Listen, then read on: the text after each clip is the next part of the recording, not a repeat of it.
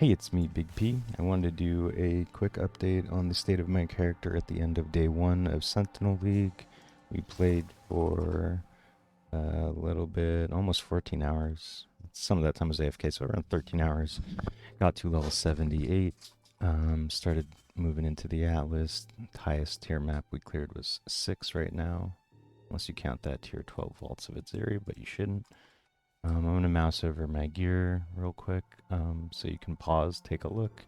This is just very early stuff. I haven't purchased anything. This is all stuff that I've found solo on the way through the campaign and maps. After the mapping showcase, I will also go over some pieces that I replaced on the way to these. Do the flask real quick, but they're not done. Don't, these are just decent stuff. I should probably roll something on that amethyst flask. And these are my sentinels, I guess. We'll talk about that when we're in the map, I guess. We're going to run a tier 5 with 2 uniques. I guess endurance charges might affect our build with resistance stuff. Try and get some soul fight. Yeah, this has been a hell of a league already in just one day, and I don't usually play this long, but I kind of just leaned into the challenge of the monster rework, and luckily Ball Lightning has seemed up to the challenge to a certain extent. Some pain points that we're going to address tomorrow, I think, when we start buying gear, getting our 5th and 6th links, all that good stuff. It's felt pretty good, though, I gotta say. You'll notice we're using pinpoint support. I wish it actually took me a while. I streamed pretty much the entire time without it. I really wish I went into it as soon as I hit maps, though, because it definitely helps cut through and just get better coverage overall. I thought I could get away without doing it, but unless you're using Herald of Ice and getting really good like shatter clear, it's not gonna happen. So I don't know if you can notice, or if you haven't heard. Oh man, I wanted to go D&D. A lot of the, well, all of the Arch Nemesis modifiers and then some have been reworked into the core mod pool for magic and rare monsters. And long story short, it's seeming like a general increase in difficulty or just increase in clusterfuckness. As you get later into the acts, I think you'll find you'll run into some random combination of Arch Nemesis modifiers. I guess we should stop calling them Arch Nemesis modifiers. They're just rare monster modifiers now. They're pretty tough. Ooh, my build's not great for blights right now, but we're gonna do it. But yeah, if you didn't see my previous video, it's basically just taking the Spark Inquisitor template and just using Ball Lightning instead, because I like Ball Lightning as a skill better. I think it scales easier. Maybe Spark has a better ceiling, but to me it just has a more readable and consistent sort of zone of damage, if that makes sense. I guess we'll try and do the blue Sentinel for this right here.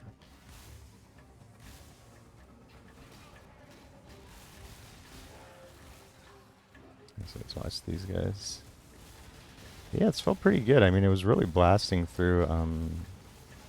You get Ball Lightning around like level 30, and it felt pretty much, even at level 1, like just like pretty solid. Come on, damage. Get her done. Okay. Yeah, once you get to that max stacks, the nuking damage is pretty good. We're not. The 5th link would probably be Spell Echo. We'll talk about trade-offs so you can make choices and whatnot. Tight, yeah. Oh, I forgot to do the whatchamacallit, but we would have failed it probably if I did. I mean, I did fail it right now. Not great, yeah. I wonder if that's just a lot of the. I mean, it doesn't cut through as well, I guess, as I thought it would. I mean, it did say it doesn't deal well with it. But that was more a question of coverage. And Pinpoint has helped solve a lot of that, just map coverage. But I don't know, either way. I guess let's talk some Sentinel. It's kind of hard to judge Sentinel on its own because it is very tied to the very relevant and obvious rework of rare and magic monsters. You know what? I think we're gonna do the blue one on this guy. Oh no, they don't drop items. No, they do. Let's do it here. I'm liking it a lot so far. It seems like one of those leagues like you don't have to put that much effort in. Just remember to press the 1 or 2 buttons, and then you'll get a lot of loot out of it. Definitely planning on making the Magic Finder. That's next week. We're getting a bit ahead of ourselves, but if rare monsters stay this difficult to kill, it might be in our best interest to maybe oof, make a low-level, low-map tier farmer, just for fun, just as usual, you know. But this is seeming pretty solid so far as a starter. I mean, it's honestly feels pretty similar to the rolling magma starter I did, considering there's no real balance changes, and this is just you take lightning nodes instead of the fire nodes. We'll go over the tree, I guess.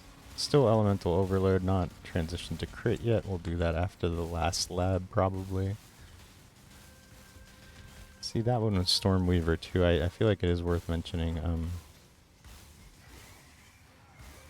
Maybe you can apply this to your build as well. If you're, let's say, a fire build and they have Flame Weaver, a lot of these new modifiers give a bunch of resistances, and if you're being lazy about penetrating or reducing those resistances, like I am, because you're not going to use anything, we're Inquisitor, so we get to just ignore elemental resistances, which I think just got buffed this league because there's a lot of resistances going around, I feel like, between map mods and rare monster mods, stuff like that.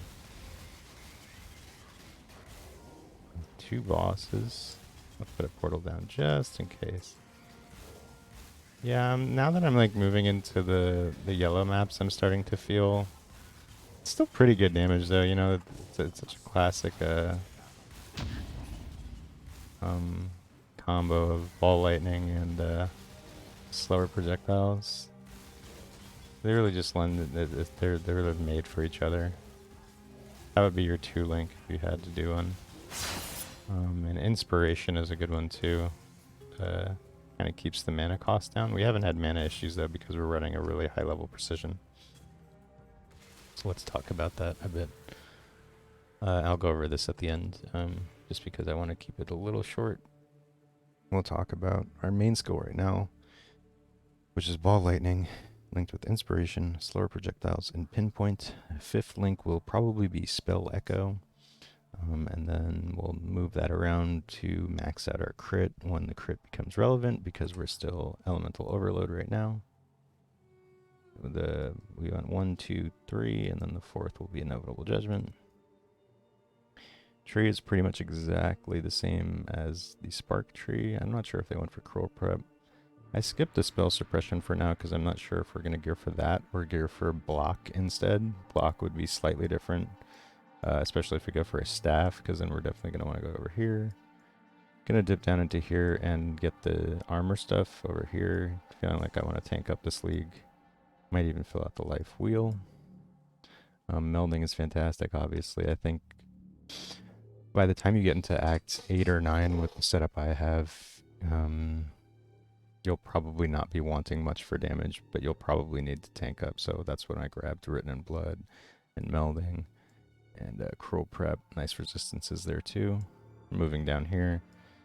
And yeah, pretty simple tree. I like that it's not relying on like cluster jewels or anything like wonky like that, but you know, you can make those tangible upgrades. Usual suspects for Inquisitor stuff. Again, this isn't a totally new league. But let's talk about some new stuff I might be doing. So Orb of Storms, it's a real nice just kind of vehicle for a lot of utility. Right now I'm using it with Ice Bite, which is okay for generating frenzy charges while mapping. Helps keep that cast speed up, which is really nice. good for damage. Onslaught also keeps cast and move speed high, and then added lightning. Kind of want to swap this for Innervate, just because the little flat buff that Innervate gives would probably be better, but this is probably more just to pump single target, because every time you cast, you're doing a lot of casts. Not that many, because we're not... Yeah, when the cast speed modifier is 74, honestly, I felt very comfortable with just the cast speed on the tree. With crackling speed, mental rapidity, nimbleness. You get a bit here. And 8% there. So it's pretty good. I mean, obviously you want to prioritize this on gear too. I don't have that great a roll on here, and you can get cast speed elsewhere. I don't think I actually have it anywhere else. So it is feeling a little clunky at times. But once we have enough for spell echo, that shouldn't really be an issue. What else are we using? Determination and vitality are just the defensive auras right now that we're using as in addition to purity of elements and clarity. We're using Herald of Thunder for a bit. Might end up using Wrath. Might end up using Herald of Ice if we get some way to convert our lightning to cold with Call of the Brotherhood and stuff like that. Inquisitor is in a pretty cool spot where, because of Inevitable Judgment, you can kind of do multi-element setups like that. And having done a crit fire build last league, it's kind of underwhelming because the fire element of Ignite, like you can't just like be an Ignite build without heavily investing in Ignite. Whereas for cold and lightning damage, for our current purposes, chill and freeze is a great defensive layer, and shock is a great offensive layer. You're just going to kind of get it on your build. Feels really good. I do miss that non-damaging element on here, but we'll get it elsewhere. Actually, this will probably be 40% increased effect of non-damaging ailments. And yeah, I don't know what else to really say about the tree, but I should finish going over. Tornado, we're going to set up a helm with trigger, tornado, sigil of power, and frost shields. Probably all with increased duration because they all scale with duration. For that 4-link here, trigger when you focus, because we're already kind of a 2-button build, being Ball Lightning and Orb of Storms. And we do throw down the Sigil of Power. It's kind of annoying to have to juggle them right now. When we do get the Focus Craft, we're going to get an instant way to just pop your single target setup. It's going to be very effective. Probably look into that, prioritize that tomorrow when we get into yellows and it really starts to matter, in addition to the 5th and 6th link. But yeah, I kind of want to talk a little bit about Frost Blink tech. I'm not sure how much we'll actually be able to fit into this build, but I know a lot of people are going to go for the Augur Mortis, which specifically mentions enemies in your chilling areas take increased lightning damage. So people are pretty much going for Vortex. It seemed a little mana hungry to me, and I actually wanted to experiment with Frost Blink a lot. If not just for the simple reason, again, because I usually am a Flame Dash guy, but fire ailments and damage over time kind of underwhelming, just a little bit of damage, whereas a Frost Blink can blink in and, you know, it's like a little mini initiate. Does chill and or freeze, which is a good setup for defense. As you can see, it leaves one, and then you make another. Pretty decent coverage. We're not even scaling any area of effect. I might end up scaling area of effect with it. If I do go for Augur Mortis, I'm not entirely sure how I feel about it. The cooldown does get much better with every level, but it also it like scales with how many enemies you hit. It has really high. If you hit a rare unique, it's like almost like 1 second. It feels faster than Flame Dash. So I don't know, a little bit maybe too high of a skill cap for some people, but I've been enjoying it, and I think maybe I can fit some like funky tech into there too, which could be cool. And what else? I guess, yeah, mana problems I haven't really been an issue. Once I threw clarity on there, we'll see once I get the 5th and 6th link. You probably don't need to level as Eldritch Battery. You get between the mana you get here, 40 mana regen, 20, 10, 10, so 40. That's another. It's been pretty good. You have a lot of base mana. That's why you're able to do Vitality and Clarity. I did get the Vitality Reservation Efficiency. And yeah, I can't really think of anything else. I mean, kind of delirious. I'll upload. Oh yeah, let me go over the old gear and then my Atlas tree real quick. So this was my first wand, which was kind of objectively bad for ball lightning because projectile speed is bad. It makes it so that you're, if you don't know how ball lightning works, it's basically an area of damage that ticks. And so if you can make the projectile go slower, it ticks more often in this area. So yeah, projectile speed is actually bad. Whereas for spark, it's actually good. So that's just a little difference. This was replaced by this, which had nice cast speed, a little bit of spell damage, some flat spell damage, some mana. This was replaced by this, which had nice cast speed again. Nothing too fancy. The stuff I'm using now just has a decent cast speed roll, but a big fat spell damage roll that's nice. I picked this shield up around like Act 2 or something. This was decent for me. I might actually use this shield in like later game right now, but I dropped a +1 to level of all lightning skill gems, which is just exactly what you want when you're leveling, and I am leveling. I picked this up early because we're having some dex issues. Pretty much, I guess it's gonna be, no, where is it? Slower Proj and Tornado. I guess Slower Proj is gonna be the more prohibitive one. We need to have at least enough to get this to 20. So yeah, dex might still be an issue. I mean, we're gonna go for Ashes of the Stars probably, so we'll see there. And what else? Yeah, that's about it. Let's go over the Atlas real quick. So, pretty straightforward. I'm only going for strong boxes right now because I think the blue Sentinels just work really well with them. They just zap everything. Got the 15, like what's the chance now? 50% chance to be 1 tier higher with these 2 wheels. And just some good, I really like the free craft here. I use that a lot. And yeah, I like shit like that. And then we went to Harbinger. We're going to fill this out later because I am actually rushing to Stream of Consciousness. And then I guess the strongbox stuff. I don't know. We'll have to see how strong the build feels tomorrow. Or later today, rather. I'm just going to catch some sleep and then get back to the grind. Because it's feeling pretty good. I kind of just leaned into the difficulty and I'm really curious to see how far I can get with the build so far. Feels pretty alright. And yeah, as far as upgrades go, I talked about the helmet. I'm probably going to look for a Call of the Brotherhood, although overnight I watched that go in price from like 25 chaos to like 40 to like 70 plus.